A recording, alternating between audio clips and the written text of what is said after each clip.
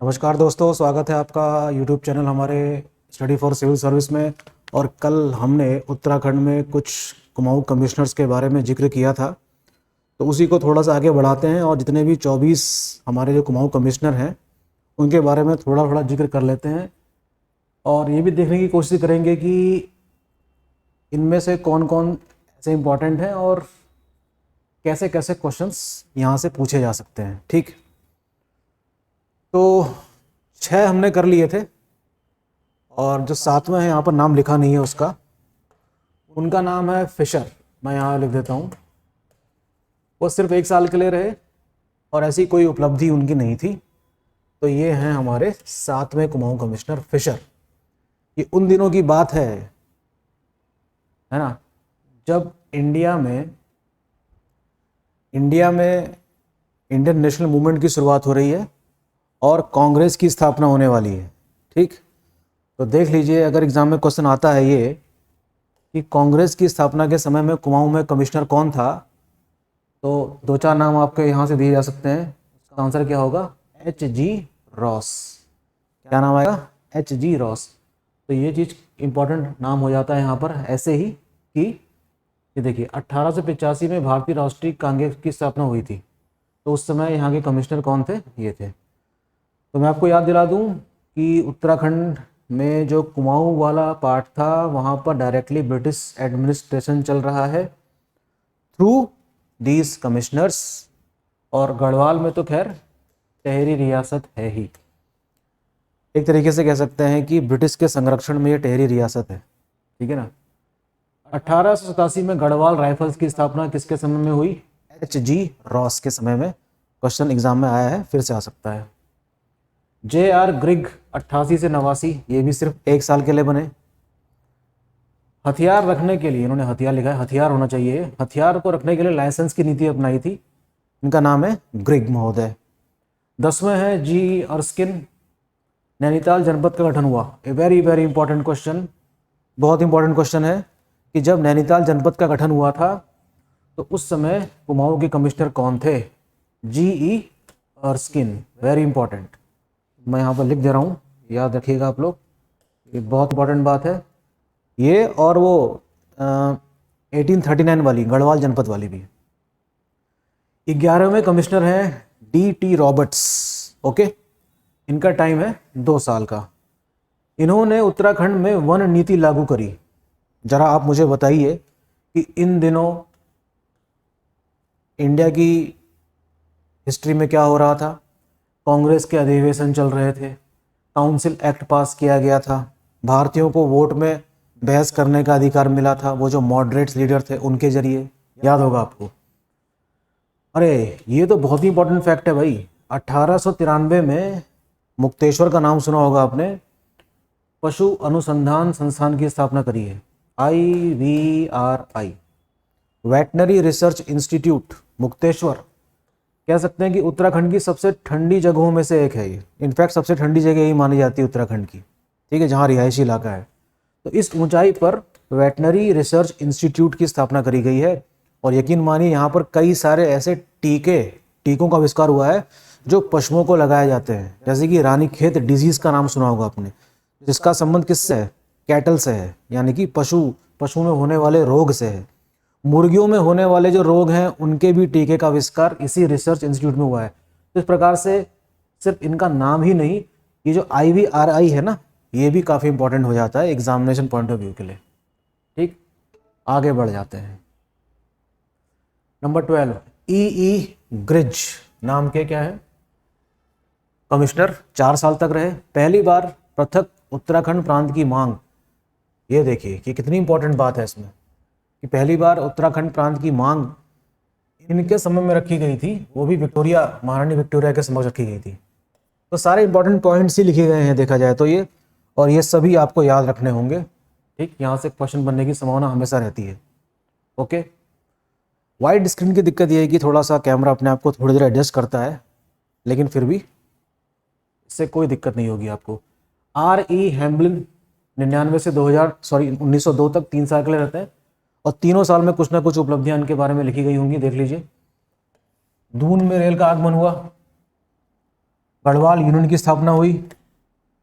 Nainital jail की स्थापना कब हुई है? 1903 में। काफ़ी इंपॉर्टेंट है, ये जेलों से भी काफ़ी क्वेश्चन आ जाते हैं उत्तराखंड में। है AMW शेक्सपियर 1903 से 1905 तक। अब देखिए, ये वो समय है जब इंडिया की इंडियन नेशनल मूवमेंट के दौरान कई सारी गतिविधियां हो रही थी। इस समय लॉर्ड कर्जन वाइस रॉय थे, ठीक, याद होगा आपको। बंगाल पार्टीशन के बारे में बात चल रही थी, अर्थात बंगाल विभाजन, स्वदेशी आंदोलन, मॉडरेट लीडर्स और एक्सट्रीमिस्ट लीडर्स में काफ़ी तनाव चल रहा था। उसी वजह से कांग्रेस में विभाजन भी हुआ। ये वही समय है। तो भारत की राजनीति में ये सब चीज़ें हो रही थी, और उन दिनों उत्तराखंड में यहाँ पर ये सारी चीज़ें हो रही हैं। तो ये जान लीजिए कि 20वीं शताब्दी शुरू होते होते उत्तराखंड के लोगों में भी एक राजनीतिक चेतना का विस्तार हो चुका था, और वो भी समझ चुके थे कि ब्रिटिश एक फिरंगी लोग हैं और इनको यहाँ के विकास से कोई लेना देना नहीं है, ये सिर्फ अपना ही विकास करने आए हैं। ठीक है, तो इस राजनीतिक चेतना का लाभ उत्तराखंड को भी मिला। ठीक, आगे बढ़ते हैं। JS कैंपबेल 19, ये देखिए उल्टा लिखा है यहाँ पर, दिक्कत है इसमें थोड़ी। 1906 में यहाँ पर देखिए JS कैंपबेल के समय में, गलत है ये, ग्लोगी परियोजना का कार्य पूरा हुआ। ग्लोगी, ये 1914 तक होना चाहिए। ग्लोगी एक क्या है, हाइड्रो पावर प्रोजेक्ट है जो इनके समय में लगाया गया था। ये देश की सबसे पुरानी जल विद्युत परियोजना मानी जाती है, लेकिन इसमें विवाद है।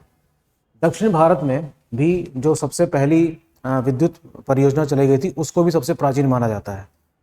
ठीक है, इस पे अभी भी क्या है, खोज जारी है। 1908 में कुली एजेंसी की स्थापना हुई।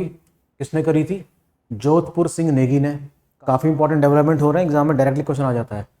Kumaon government garden 1909। अल्मोड़ा कांग्रेस की स्थापना 1912। ये तो बहुत ही इंपॉर्टेंट फैक्ट है, हद से ज़्यादा इंपॉर्टेंट फैक्ट।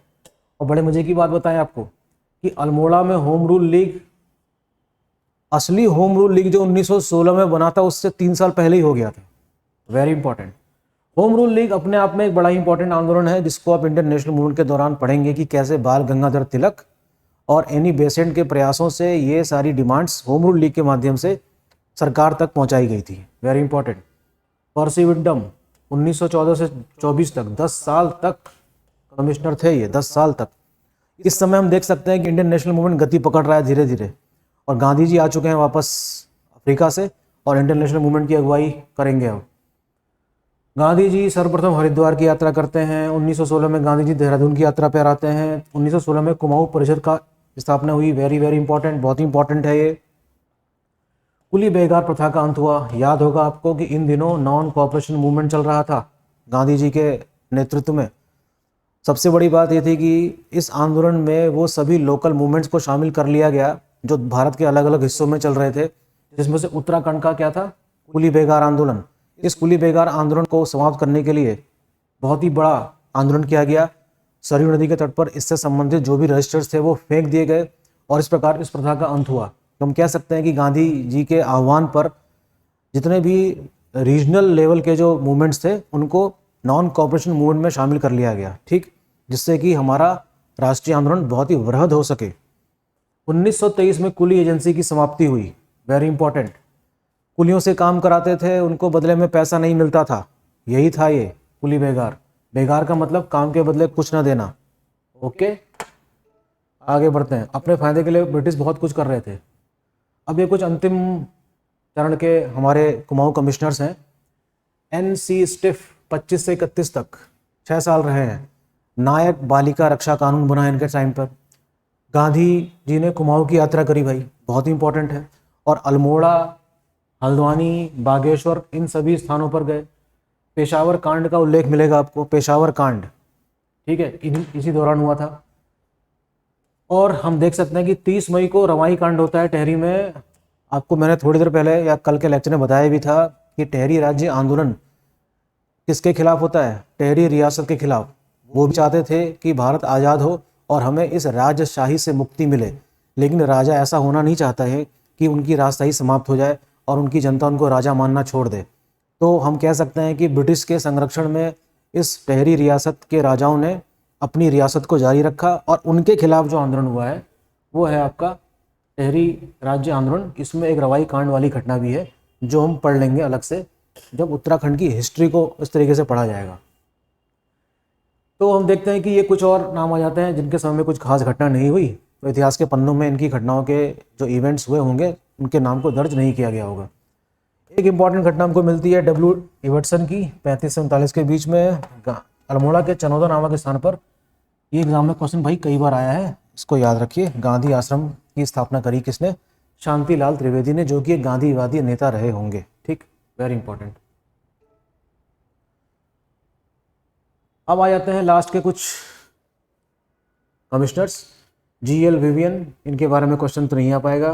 TG एक्टन, इनके समय में भारत छोड़ो आंदोलन चल रहा था, तो जाहिर सी बात है कि उत्तराखंड में भी उसका व्यापक असर देखने को मिला होगा। W फिनले 43 से 44, ठीक है। अब तो भारत आज़ाद होने वाला है, तो हम कह सकते हैं कि अंतिम अंग्रेज कमिश्नर कौन था? W फिनले। ये एग्जाम में क्वेश्चन आ सकता है। इन दिनों तो आप देख सकते हैं कि भारत में तो आंदोलन काफ़ी तेज़ी से बढ़ रहा होगा आगे।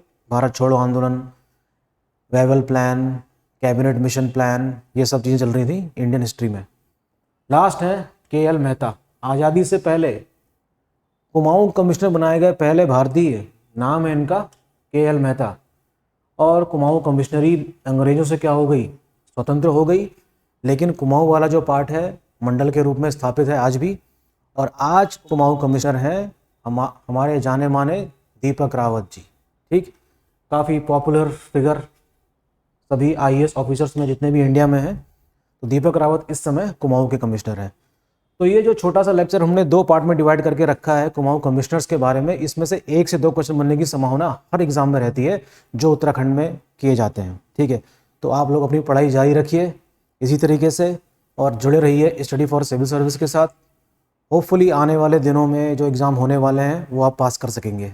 Okay, all the best, thank you.